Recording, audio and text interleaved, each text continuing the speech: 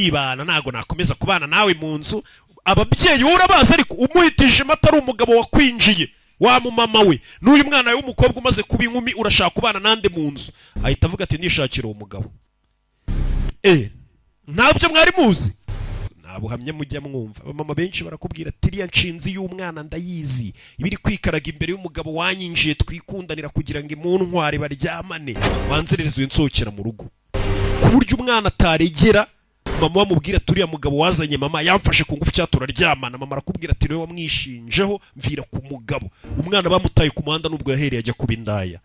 mama yaramwirukanye dore ngo uyu munsi wa none baramwirukanye mu rugo ati mvira mu rugo umugabo wanyinjiye mutazajya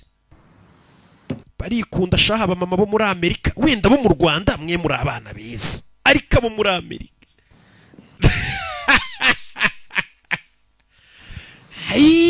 I'm ready now. njyewe ndite